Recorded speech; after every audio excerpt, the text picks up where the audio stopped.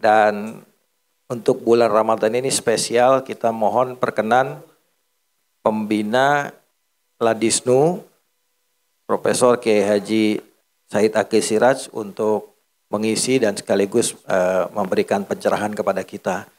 Dan apa yang ingin dibicarakan tentu tentang dakwah di wilayah Nusantara. Karena beliau ini, Buya ini kalau bicara sejarah kayaknya di luar kepala semua. Makanya kita pengen para jamaah menyimak sekaligus juga yang ada di jaringan medsos kita sedang menunggu barangkali apa yang ingin disampaikan oleh Buya di dalam kesempatan ini untuk bahwa Islam di Nusantara itu seperti apa perjalanan sejarahnya, coraknya, ciri khasnya yang mungkin sering Buya ungkapkan tapi mungkin ada yang berbeda ya untuk hari ini untuk Ladisnu. Kami persilahkan Buya. Fadhol.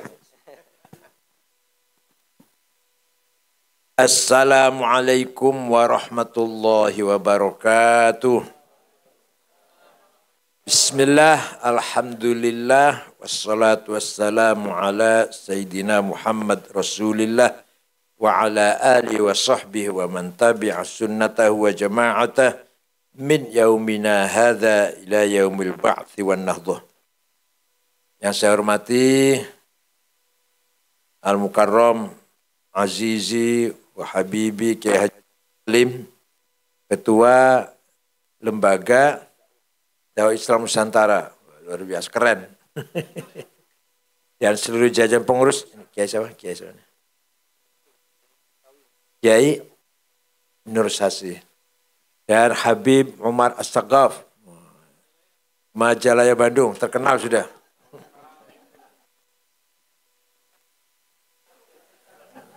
Bawa sarungnya enggak? Bawa kan sarungnya?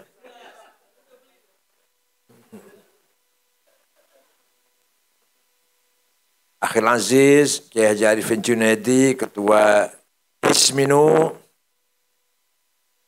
Imam Pidru ada enggak? Imam Pidru enggak ada. Mas Sultan Huda dan teman-teman semuanya, ibu-ibu yang saya hormati. Ulama yang pertama kali datang ke Nusantara adalah Syekh Ahmad Subakir. Jadi setiap pedagang Persi, dagang ke Jawa 100 mati separuh. Yang dagang 50 ya pulang separuh, mati separuh. Di raja sana mengirim Syekh Subakir, ada apa? Coba lihat di Jawa ada apa itu? Pedagang kita banyak mati di sana. Terus nyampe ke sini ke Jawa banyak dedemitnya. Tadi barangkali ada yang turun dedemit ya kita. Syekh Subakir ya memang ya.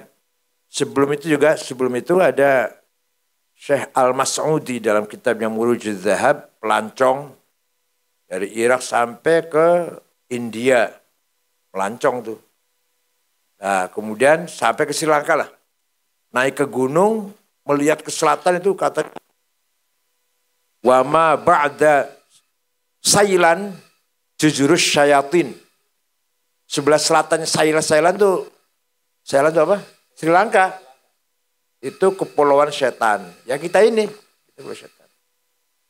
Ternyata setelah sampai di sini banyak dedemitnya. Oleh Syekh Ahmad Subakir, semua demit yang ada di Jawa diikat, dirantai, buang ke Laut Selatan. Betul nih. Perjuangan ulama dulu menghadapi setan-setan, demit-demit juga dihadapin. Kecuali ada makhluk halus, dua yang tidak mau masuk Islam tapi tidak mengganggu Islam. Namanya Sang Hyang Semar dan Sang Hyang Togog. Semar dan Togog ada. Nggak dibuang ke Laut Selatan. Syekh Subakir, dakwah Islam, wafatnya, kuburannya banyak versi. Ada yang bilang di Gunung Tidar, Magelang, tapi yang benar di Wajo yang benar. Yang benar di Wajo, ini di Malaka juga. Kemudian ulama kedua, ini ulama, kalau pedagang sih banyak. Pedagang sudah pada datang, dagang di pelabuhan-pelabuhan, Cina Muslim, 1.000 orang ada di pelabuhan-pelabuhannya, saya ceritakan yang ulama. Ulama kedua, Syekh Ri'asiddin An-Nisaburi, atau yang terkenal dengan Mbah Wasil. Kuburannya di belakang Masjid Setono Gedong, Kota Kediri. Wah, calon DPR kalau ke sana jadi tuh. Calon DPR insya Allah.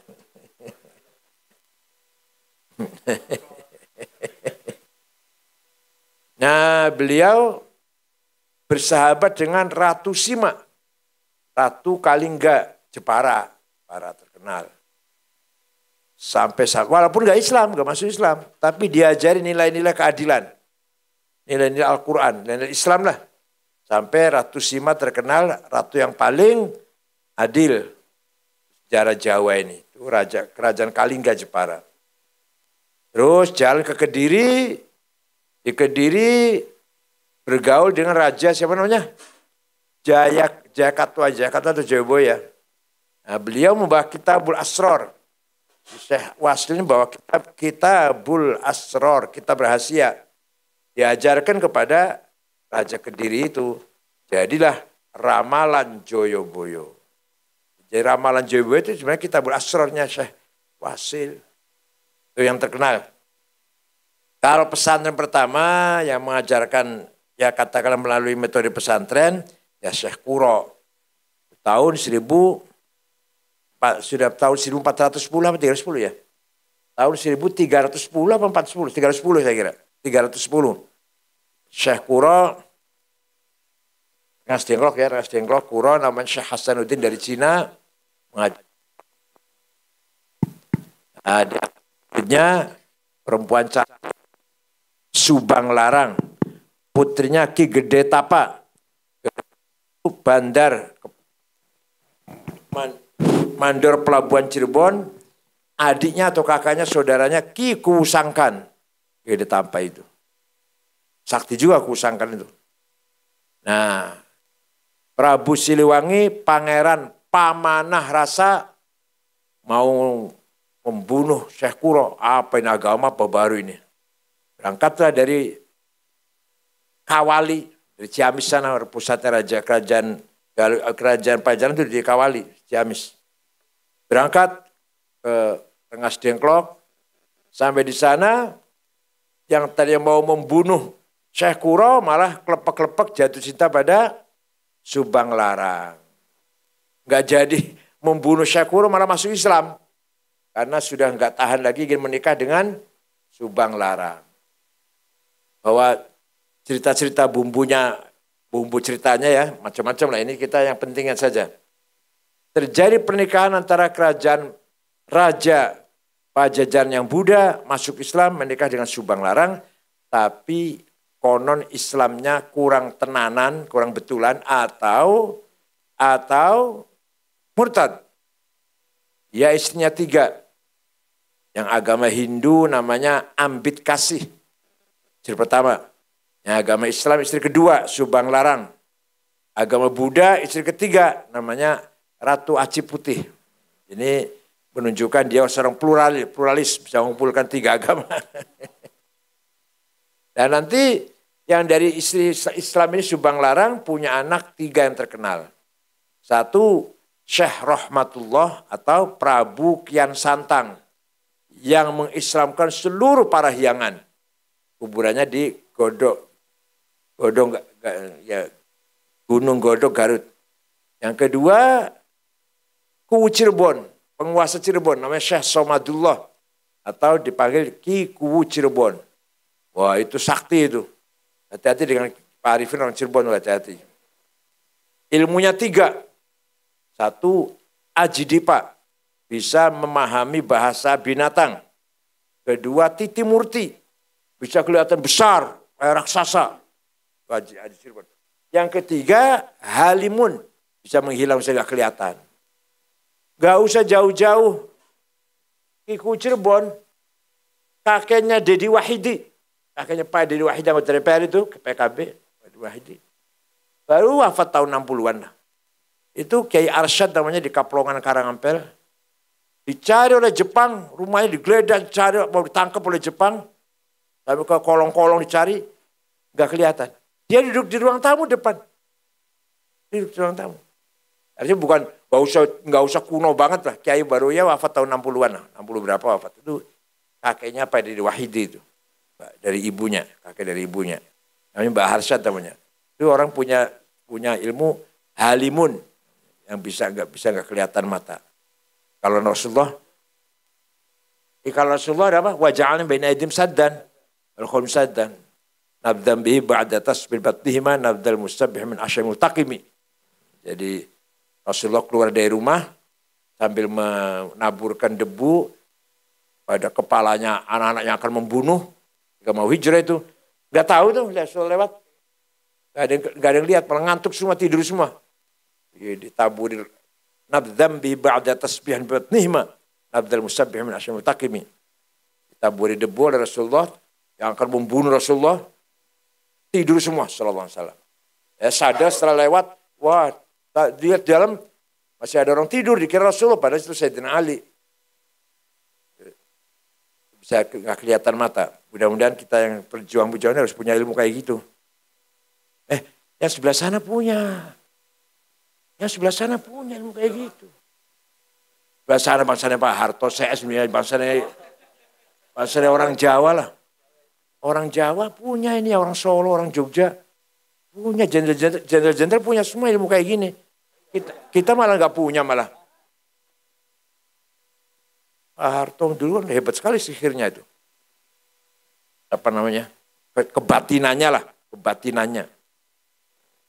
Sampai sekarang barangkali ada itu. Punya juga yang sekarang juga. Nah, itulah ringkas cerita bagaimana perkembangan Islam. Nah, nanti yang terakhir belum saya. Anak terakhir perempuan namanya Rara Santang atau Syarifah Mudaim. Dinikah oleh Habib dari India, Said Abdullah Azmat Khan. Nanti punya putra Syarif Hidayatullah, Sunan Gunung Jati. Dibentuk Ladisnu. Lembaganya. Dibagi cara kerjanya. Yang ahli kitab kuning, yang ahli kejaduan, yang seniman, silat, yang seringkali jogan, budayawan, melalui wayang-wayang.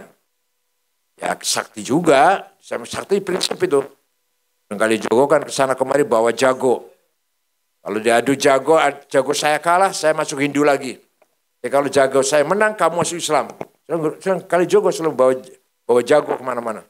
Ayam jantan. Kalau Sunan Ampel, orang alim. Sunan alim harus Ampel itu. Sunan Bonang pedagang. Dan seterusnya. Sunan Gunung Jati ahli strategi, ahli politik. Sunan Gunung Jati itu. Syarif Hidayatullah itu ahli politik. Wali Songo ini membagi organisasi lah, udah organisasi. Lembaga dakwah sudah. Tapi semua caranya prinsip. Sama prinsipnya. Menyebarkan Islam dengan damai, dengan moderat, jauh dari radikalisme, itu sama prinsip itunya. Bahkan nah ini ada lagi, hikmah luar biasa. Raja Brawijaya V Majapahit, Kertanegara ya, punya istri banyak. Istrinya ada 500 berapa istrinya itu. Nah di antara istrinya itu muslimah.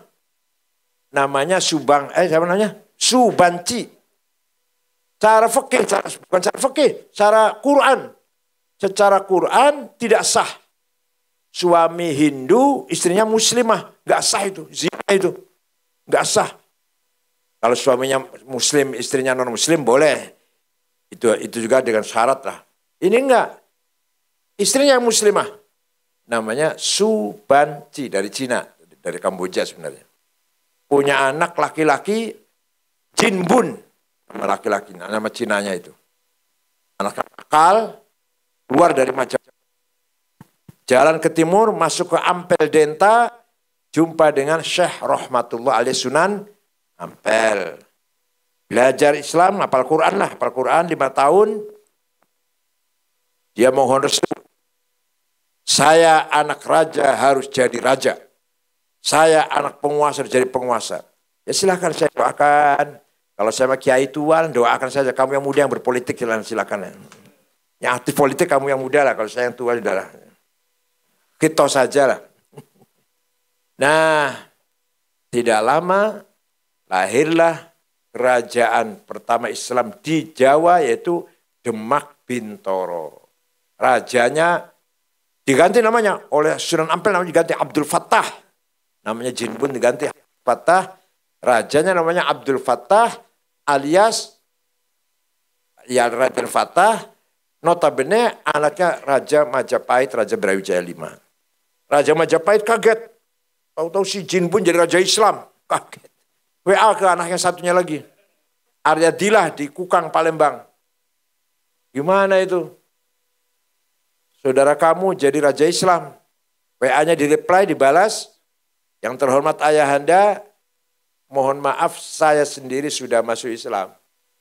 Saya sendiri namanya udah ganti, bukan Aryadilah tapi Fathahilah. Fathahilah itu dari Palembang. Jadi anaknya udah masuk Islam semua. Memang faktornya, faktor kondisi sosialnya, masyarakat Majapahit sudah terzolimi. Penguasa Majapahit sudah zolim terhadap rakyatnya. Pajaknya tinggi, kerja paksa, petani sengsara. Dan di dalam kerajaan sendiri sudah sering perang saudara. Antara perang apa? Madukoro ya? Madukoro, kakak beradik perang, rebutan kekuasaan. Nah di saat kayak gitu, Demak muncul. Maka berbondong-bondonglah masyarakat Jawa masuk meninggalkan Majapahit. Coba. Cara dakwahnya gimana? Antara lain saja ini cara dakwahnya. Orang Hindu kan berkasta-kasta. Brahma, Satria, Sudra, Warya, Waisa. Kalimah kata-kata ingsun, aku, hanya untuk Brahma dan Satria. Orang kecil nggak boleh ngomong ingsun. Kaulo alit, budak kecil. Atau sampean dalam, debu yang ada di kaki Anda. Jadi saya ini adalah debu yang ada di kaki Anda. Sampean dalam bahasa Jawanya. Nah, oleh Wali Songo, oleh para ulama, kalimat ingsun bisa dipakai oleh orang-orang. Nawaitul wudu'a, niat ingsun, ambil air wudu, sholli fardhu zuhri, niat sholat sopo ingsun. Itu orang Jawa kaget. Seumur-umur boleh ngomong ingsun. Kalau masuk Islam, kalau nggak masuk Islam, sampai kiamat kurang 2 hari nggak bisa ngomong ingsun. Kalau nggak masuk Islam. Akhirnya berbondong-bondong masuk Ada lagi Syekh Sunan Kudus namanya Ja'far bin Uthman Al-Hamadani, nama lengkapnya. Melihat orang Hindu yang sudah masuk Islam,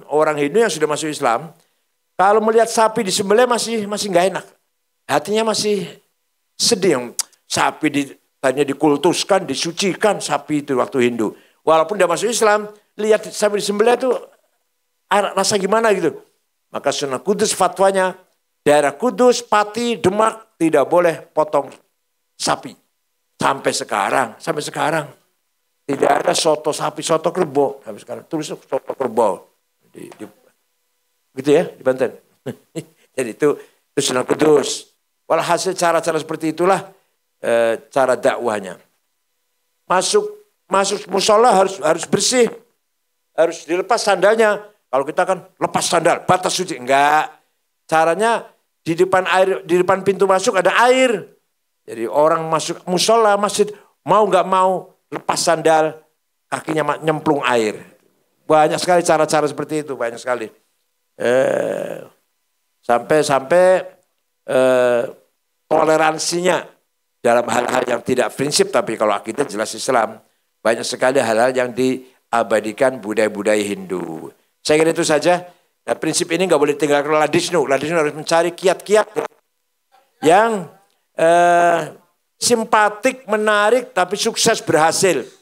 Di samping perangkat medsos, perangkat internet, juga nilai-nilai budaya Jawa, budaya Nusantara tidak boleh dilupakan. Yang kita warisi dari para aulia wali. Dan pengurus Ladisnu harus sakti-sakti. Mewarisi ilmunya. Harus siap adu santet. Syukran. Terima kasih. Wassalamualaikum warahmatullahi wabarakatuh.